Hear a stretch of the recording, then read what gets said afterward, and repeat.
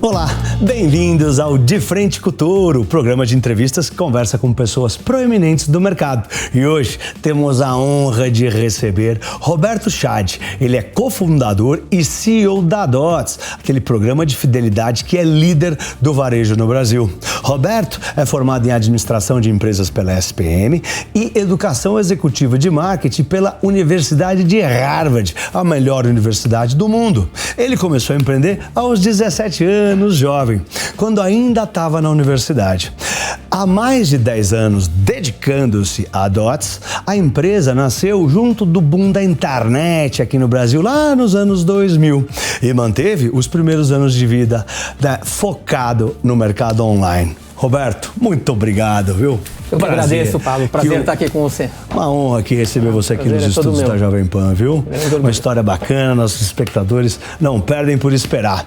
Mas, Roberto, antes da gente falar da Dots, a gente fala dela já, eu queria falar um pouco da sua experiência como empreendedor. Conta um pouco pra gente da sua história. Você com 17 anos já estava empreendendo, né? Que tipo de negócio você abriu naquele momento? Da onde vem essa veia empreendedora? A gente sabe que o empreendedorismo é o motor dos países desenvolvidos, né? No Brasil a gente precisa estimular as pessoas a empreender, né? Eu comecei, na verdade, com um estacionamento. Né? O meu pai tinha um terreno de uma cliente dele, que não tinha nada naquele terreno, e eu fui fazer faculdade de administração. Aí meu pai falou, você não quer fazer alguma coisa nesse terreno? Eu não tinha a menor ideia o que podia ser. Eu sempre fiz muito esporte na minha vida, e eu queria ser esportista. Mas aí quando eu vi que não podia ser um esportista de primeiro nível, eu falei, agora deixa eu concentrar e focar minha vida no mundo de negócio. Que esporte você fazia? Eu jogava basquete. Olha só, meu irmão joga basquete, Emanuel. Joguei basquete a vida inteira, fui para os Estados Unidos, enfim. E muito do que eu sou hoje, na verdade, eu devo muito ao esporte que eu fiz na minha vida de adolescente. Né? E aí surgiu essa oportunidade, eu entrei em administração de empresas. Foi uma belíssima escola, porque eu não sabia nada, nem tinha começado as aulas ainda, tive que contratar funcionário, tive que ir num banco, abrir conta, tive que falar com um contador, não tinha a menor ideia o que fazia um contador da vida. Contador é chato até hoje. Mas foi aí que eu aprendi a história de concorrência, porque tinham vários estacionamentos do meu lado, foi aí que eu aprendi a história de investir o estacionamento não tinha nada, era terra. Eu fui evoluindo, fui asfaltando, fui cobrindo. Então foi uma belíssima experiência que você não aprende em nenhum lugar do mundo, né? Eu acho que foi um pouco disso que começou a trazer em cima de mim essa história do empreendedorismo, né? Tá. Acho que tem um pouco também a questão da origem, né? Meus avós são de origem libanesa. Acho que não dá para fugir, que tem sempre tem que ter um negócio. Tem sempre um pouco disso, né? E eu sempre fui muito incentivado pelo meu pai a pensar coisas diferentes, a me provocar bastante. Legal. Eu comecei com essa história do estacionamento. Aí logo na sequência eu entrei na SPM, ajudei a fundar a empresa júnior da faculdade. Também não sabia muito bem o que eu estava fazendo, mas era uma forma de criar coisas, né? Acho que o empreendedor ele tem um pouco desse mindset, dessa então, de uma certa maneira, a parte acadêmica também ajudou a você a empreender. Sempre ajuda, porque te dá... Eu acho que hoje, né, as faculdades hoje elas estão muito mais voltadas e preparadas a estimular o empreendedorismo, né? Há 20 e poucos anos atrás, não era muito forte isso, né? Tanto é que eu acho que era um dos poucos da minha turma que acabaram empreendendo algo que não tinham nada ligado à família, né? Então eu acho que hoje... Eu adoraria estar começando a minha vida na faculdade hoje, porque eu acho que eu estaria muito bem mais preparado, acho, como empreendedor do que foi há 25, 30 anos atrás. E começou assim, começou com isso, mas eu achava que era importante eu ter uma experiência diferente, né? Eu estou te vendo de terno aqui, na época eu queria ir de terno para a faculdade, não achava que era legal ir de terno para a faculdade, e aí fui trabalhar em consultoria, que é onde podia ir de terno, né? Eu não tiro a gravata nem pra dormir. Hoje eu não uso mais gravata. E aí fui trabalhar em consultoria durante uns 4 anos. Belíssima escola, acho que como forma de pensar, como tudo. Mas o empreendedor, ele não consegue, né, ficar numa consultoria muito tempo. É, o negócio tá na veia também, né? Você tem que ter um pouco, né? Uma coisa é ensinar alguém a jogar bola, outra coisa é você jogar, sei lá, igual os jogadores do São Paulo, tô sabendo se é São Paulino, jogavam lá nos anos 80 e 90. E aí, mesmo durante a faculdade, eu fui pro meu segundo negócio. Tá. Foi uma evolução do estacionamento para um posto de gasolina. Tá. E aí eu montei um posto de gasolina, ainda no tempo de faculdade. Que legal. E também, de novo, uma belíssima experiência, porque o varejo, né, que acabou virando depois da minha vida, uma coisa é você ver o varejo de fora, outra coisa é você viver o varejo efetivamente. Claro. Né? Eu aprendi coisas que eu nunca aprenderia na minha vida, que é você estar no dia a dia lá, atendendo o cliente, vendo a dinâmica de tratar funcionários, como incentivar, como motivar. Eu falo que tem coisas que nenhuma escola do mundo ensina, que é a tua vida no dia a dia que você acaba aprendendo. Pô, que legal, que legal. Mas assim, você é libanês, mas assim, seus pais não eram empreendedores? O meu pai, ele é advogado, né? E tem uma história muito curiosa, porque os meus avós, né, vieram do Líbano naquela história de fugindo, sim, né, daquelas confusões todas. E o meu avô veio como mascate, né, como todo libanês, né, vendendo, então é um empreendedor, claro, né? Vinha claro. Né, e foi para o interior de São Paulo e meu pai virou um advogado, foi estudar fora e teve a oportunidade de passar no primeiro programa de trainee do Citibank, né? Saiu lá do Rio de Janeiro onde ele estava, foi contar para o pai dele, e o pai dele falou, olha, se eu quisesse que você fosse trabalhar como um bancário, né, ficava aqui no Bradesco, aqui da minha cidade, você estudou a vida inteira para fazer a tua vida como advogado sozinho, né? Ele fez a carreira dele toda como advogado, como um grande empreendedor, né? Então não tinha um negócio, mas tinha essa cabeça de construir, de ser resiliente. Então acho que muito que veio para mim foi nesse sentido. A gente não tinha nenhuma empresa que eu herdei, não tinha nenhum negócio que eu passei nem eu nem os meus irmãos, mas acho que o estímulo inicial veio muito disso, com certeza. Os advogados, eles meio que são primos de empreendedores, porque o cara tem que vender, tem que pegar a causa, tem que cobrar, tem que vencer a causa. Os profissionais liberais, ele vende serviço. Né? Os profissionais liberais acabam tendo que ter muito dessa veia mesmo. Bom, e aí veio a DOTS, né? Como é que veio a DOTS, né? Conta um pouco do nascimento da DOTS, foi ali no auge da internet, dos anos 2000... Na verdade, a concepção da DOTS, ela vem até um pouco antes dessa história De onde veio a inspiração? Dessa história da internet. Uma história também muito, muito interessante. De novo, tem a ver com meu pai nessa história, é uma figura sempre muito presente aí nessa minha trajetória. Ele, como advogado, foi advogado da Shell e do Bradesco. E há muitos anos atrás, essas duas companhias se fundiram, né, dentro de um programa que foi o primeiro grande programa de fidelidade no Brasil, chamava Smart Club. Isso lá em 95, 90 e poucos. Eu trabalhava numa consultoria, o meu pai me liga um dia e fala, olha, vem para cá numa reunião, chegaram uns ingleses aqui, que eu quero que você participe da reunião comigo. Eu estava lá estagiando e fazia faculdade. Meu pai, não posso, eu estou aqui, sou estagiário aqui, não posso, vou embora daqui. Né? Não, vem para cá porque vai mudar a tua vida, né? Pô, então eu vou, né? Então, depois dessa estágio que se ganha. Saí de lá, fui para essa reunião. Estavam os caras que criaram esse conceito de programa de várias empresas todas juntas, né? Na Inglaterra. Quando eu vi aquilo, eu falei, poxa, você está criando um negócio que vai ter consumidores, você vai ter uma moeda, que você vai ter dados. Aquilo me mexeu bastante naquela ocasião, né? E aí ficou aquilo, meu pai fez um negócio, tudo, e surgiu essa empresa. Foi em 95, 96, né? Quando foi lá 99, 2000, acho que todo mundo que tinha uma idade razoável e estava no mundo dos negócios queria criar um site. Eu lembro. Para fazer alguma coisa. O que é a febre dos apps hoje era o mundo do .com. Yahoo, tudo bom. Exatamente, tudo aquilo lá. Star Media, né? Star Media. Puxa, meu irmão trabalhou na Star Media.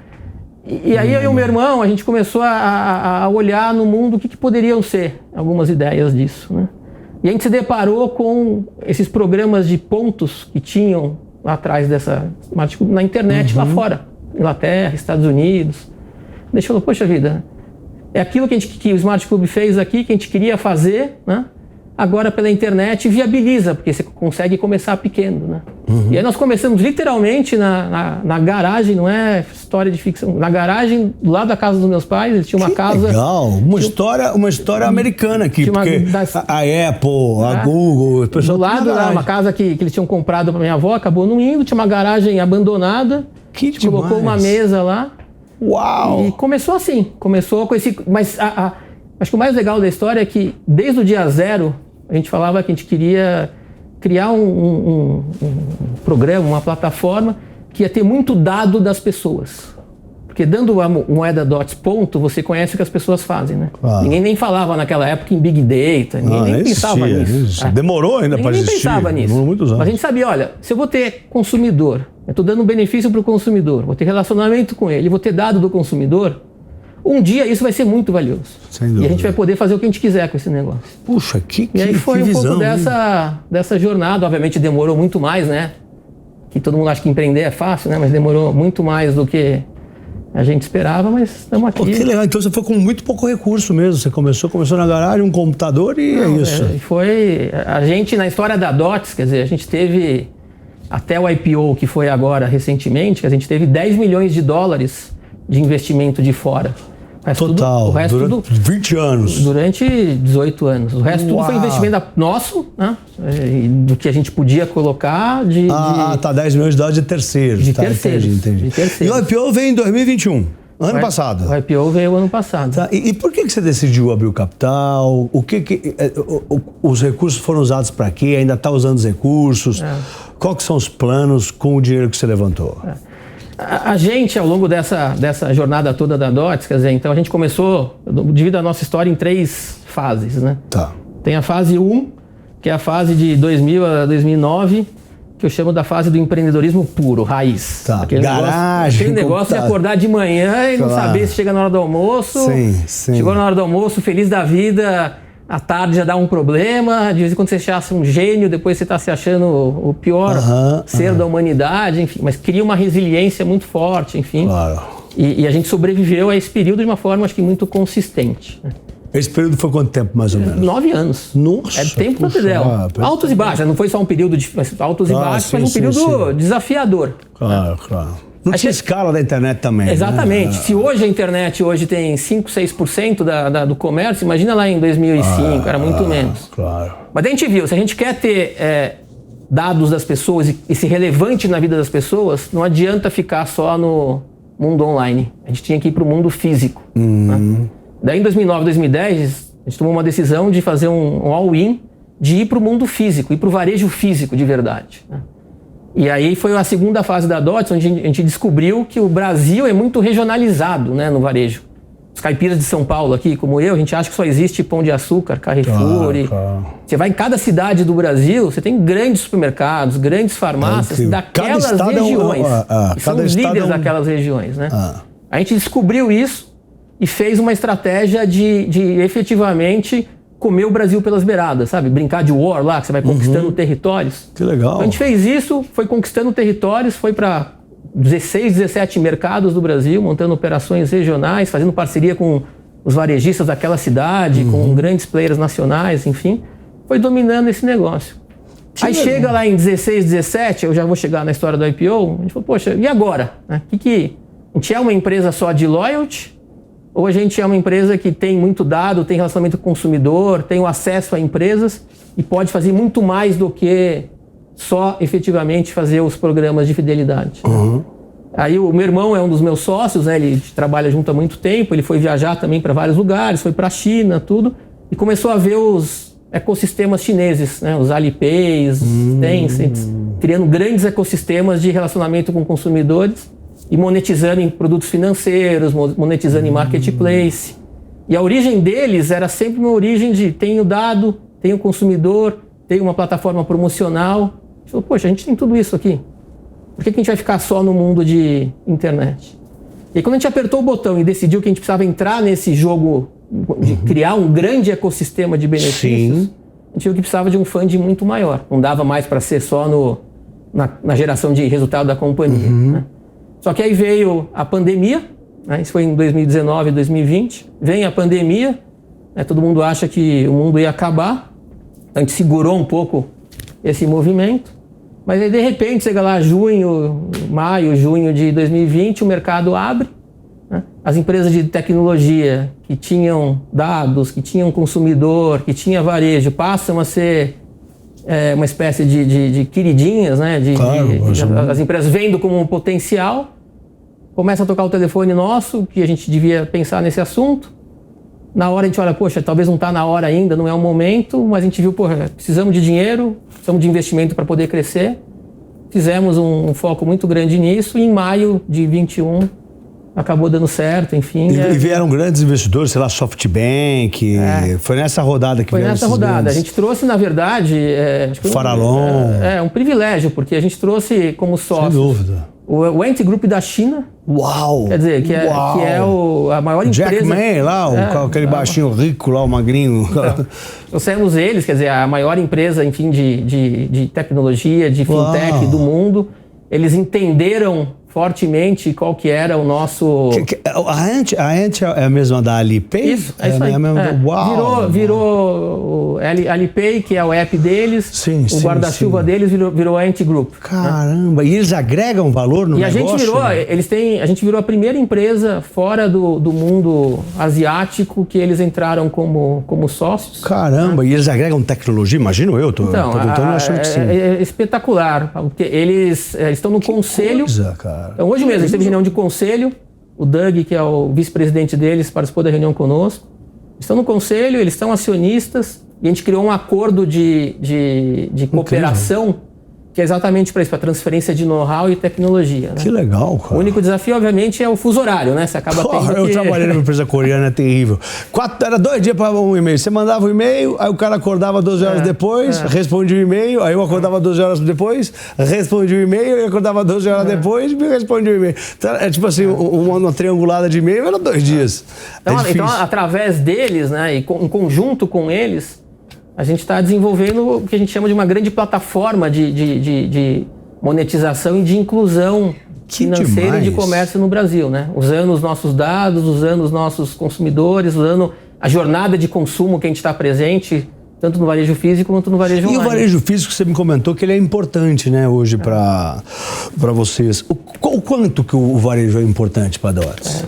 O varejo, na verdade, ele é importante para o Brasil, né? A gente, às vezes, eu acho que a gente está vivendo, obviamente, esse mundo de digitalização, um mundo que é super relevante, mas hoje, no Brasil, 90% das transações ainda são realizadas no varejo físico. Então, se você quer ser relevante para o consumidor, e que é o nosso negócio de ter um entendimento do comportamento de compra desse consumidor, quer dizer, você tem que estar onde ele está efetivamente. Sem dúvida. Então, o varejo físico é onde traz para a gente, né, uma base de consumidores elevadíssima, onde traz dados. A gente, por exemplo, supermercados é um grande cliente da Dots, né, espalhados pelo Brasil inteiro.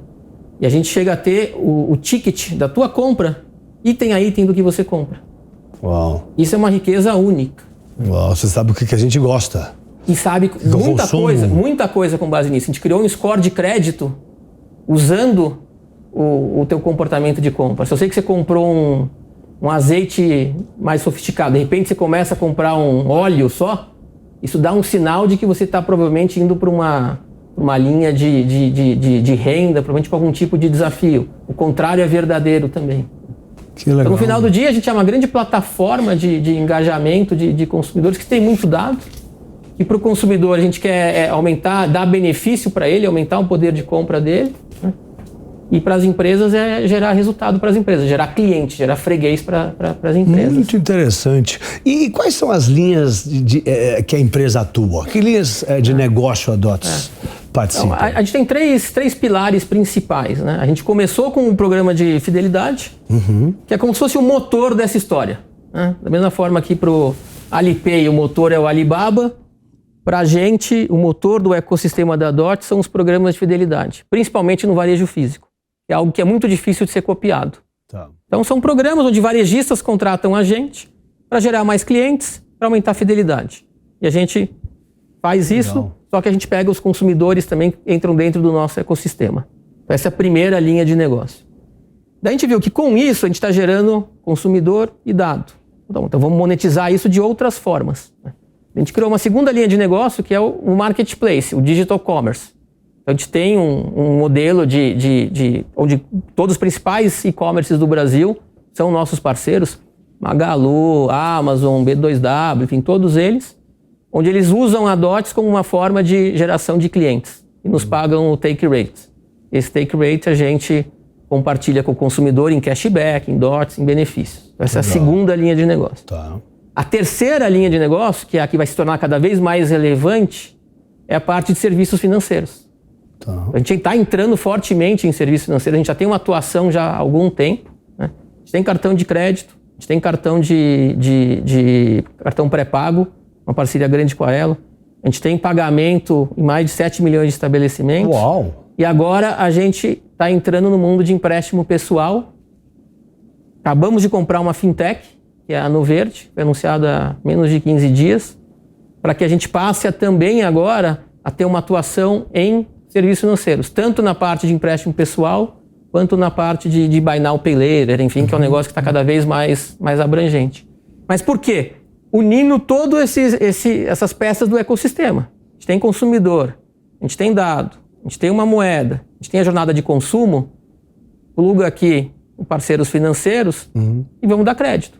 E por que não fazer o que é um dos nossos sonhos, a inclusão financeira no Brasil, né? Viabilizar crédito para quem não tem acesso, porque a gente tem muita informação das pessoas, né? Como a gente sabe o que as pessoas estão fazendo. Então são esses 3 pilares como linhas de negócio, e tudo isso agora está cada vez mais integrado no conceito do Super App, que é o conceito do Super App chinês, do Alipay da vida, né? Tá. A gente criou a conta digital da Dots, e essa conta digital integra tudo isso. Caramba, quantas pessoas trabalham na Dots hoje? Hoje está com por volta de 500 pessoas. Né? Até pro tamanho, né? Já é bastante. É bastante. A gente tinha 300 até o IPO, agora já cresceu para umas 500 e poucas. Tá. É que a gente procura usar muita tecnologia, né? Ao máximo. Para conseguir ganhar escala. Claro. E a sede da empresa fica em São Paulo? A gente fica em São Paulo. Tá. Né? A gente tem operação espalhada pelo Brasil. No mercado internacional, já pensou em expandir? Olha, Paulo, a gente, obviamente, que olha, mas o Brasil ainda tem muita coisa. Melhor, o Brasil, né? ainda tem... Concordo. E não adianta, a gente quer ter foco para conseguir ter um impacto cada vez maior aqui, enfim. E você lá como líder lá da empresa, você estimula os funcionários a opinarem sobre o rumo da empresa? Como funciona lá o dia a dia? Não, eu acredito muito na questão de transformar o time cada vez mais em sócios, efetivamente, né? Então, eu estou muito feliz porque a gente, ao longo além de 2 anos, a gente... chegou lá atrás mesmo a transformar vários funcionários em sócios, e agora com o IPO isso ficou muito mais fácil. Claro. Né? Isso materializa, né? Claro. Hoje está com quase 70 pessoas da equipe. Que legal. Que são sócios efetivamente, com ação, enfim, que participam ativamente. Muito a gente acredita muito na questão da fome de dono, mas não adianta falar fome de dono se o cara não é dono. Né? Claro. Aí fica só no... Trabalho como dono. O cara não é dono, né? Mas, então a gente procura e eu quero cada vez mais viabilizar com que cada vez mais pessoas da Dots passem a efetivamente serem donos. A gente faz muita coisa, né? E procura integrar. A pandemia atrapalhou essa história de home office, né? Isso atrapalha um pouco. A pandemia agora. Como é que foi? Você percebeu mudanças no padrão dos consumidores, por exemplo? O pessoal ficou mais atento ao uso de programas de fidelidade, gastou menos? Como é que foi? A gente vê vários... Foi muito interessante, porque a gente conseguiu... Como a gente tem um pulso, né, no que está acontecendo, a gente vê várias coisas diferentes acontecendo. Né? Do lado de consumo, como ficou aquela história muito de ninguém sabia o que ia acontecer, o mundo ia acabar, tudo. Sim. A crise pra gente, óbvio que não é boa, mas ela não é péssima, porque os consumidores eles acabam ficando mais atentos aos benefícios que eles podem ter nas compras que eles vão fazer. Né? Então, eu preciso comprar, ninguém deixou de comprar, você reduz a compra. Mas se eu posso comprar em estabelecimentos que eu vou ter algum benefício, vou fazer aquilo. Eu estou precisando de dinheiro. Claro. E as empresas a mesma coisa. As empresas no primeiro momento, todo mundo corta custo, né? Para tudo. Parou tudo, né? Mas chega uma hora que eles falam, não, eu preciso voltar a vender. Claro. Porque ninguém quebra porque tem custo alto. As pessoas quebram porque tem faturamento baixo. Então eles vão começar a crescer faturamento. E a gente é uma forma de ajudar essas empresas a vender mais. Porque a gente tem cliente, a gente tem ferramenta. Legal. Então isso é um pouco disso. Mas foi muito curioso também olhar o consumo das pessoas, né? E o que foi acontecendo ao longo da jornada, né? E aí só 2 fatos curiosos, né? Um dos itens que teve uma queda muito grande durante os primeiros meses da pandemia, os itens de higiene pessoal. As pessoas ficavam mais em casa e tomavam menos banho, se arrumavam menos. Mas verdade, isso mesmo, caiu bem. Lava menos a mão, não sai pra rua, sei lá. Então, o item de higiene pessoal teve uma queda. Que coisa interessante. Um outro dado interessante é o consumo de vinho com jovens. Disparou. Cresceu, porque não tinha mais bar, não tinha mais nada. Uma vez eu li que champanhe também diminuiu muito, porque o pessoal tomava só nas festas, e aí acabou, e o vinho tinha subido. Então tem vários comportamentos que a gente acaba conseguindo ver por efetivamente estar vendo o consumo acontecendo. Incrível, incrível. E você é daquela pessoa que trabalha 18 horas? Eu sou. Você é daqueles caras que trabalham 18 horas ou você separa um tempo pra família? Como é que é? Minha esposa vai ver isso aqui ou não? O que eu falo aqui? Eu acho que sim, né? Brasil vai ver isso aqui. Assim, eu gosto muito de trabalhar. Né? Então, eu também, 18 horas. Para mim eu trabalho sem perceber, né, que estou trabalhando. Óbvio que você tem que conseguir encontrar conciliar de alguma maneira, equilíbrio. Né? Tem esse problema também. Eu até antes da pandemia, durante os últimos 5 anos, eu estava fazendo maratona, fiz 4 maratonas todos os anos, então estava conseguindo conciliar isso. E óbvio que nada para mim é mais importante do que a minha família, né? Minha esposa, meus 2 filhos, enfim. Então você procura, mas se perguntar para ela, eu sou um devedor. Estou devendo. Estou devendo. Sem dúvida, sem dúvida. Mas reconheço e procuro pagar. Deixa eu te falar, nós estamos chegando perto do fim da entrevista, nessa conversa bacana demais, né, que está sendo super instrutiva aqui para os espectadores, e vamos entrar numa parte da entrevista que se chama Bate-Touro, tá? Eu falo uma palavra e você fala o que vier na cabeça. Vamos lá? Tá preparado? Vamos lá. Então vamos lá. Um ídolo. Meu pai, sem dúvida. Bacana. Uma viagem. Qualquer uma com a minha família. Qualquer uma. Demais. Um sonho. E todos os brasileiros tenham dotes e amem dotes. Bacana. Essa vai ser difícil. Um erro para não ser repetido. Um só? Uma das coisas que eu quero fazer um dia tem muito livro de acertos, né? E tem poucos livros sobre os erros, né? E é muito melhor a gente acertar com os erros dos outros do que com os nossos erros, né? Claro. Mas acho que eu durante muito tempo achava que todo mundo tinha que ser igual a eu. Tinha que pensar igual, tinha que trabalhar igual, tinha que ser pragmático igual. Eu achava errado as pessoas serem diferentes. Entendi. Isso é um grande erro, né? Porque cada um, você tem que tirar o melhor das pessoas. Claro, e ninguém é igual a ninguém. E ninguém é igual a ninguém, né? Então... Bacana. Um guru. Jim Collins. Bacana. Roberto, muito obrigado. Que conversa bacana. O pessoal aí de casa vai poder rever quando quiser. Tá na Panflix, tá no YouTube, né? Vai estar em todos os canais da Jovem Pan, vai estar nas minhas mídias também, @PabloSpire. Foi uma honra te receber aqui. Eu que agradeço. Conversa Foi um prazer leve, enorme. bacana, parabéns gostosa. Obrigado mesmo. Obrigado a você. Valeu. Forte abraço e nos vemos no próximo De Frente com o Touro. Vai, Torinho! Vai, Torinho! Valeu!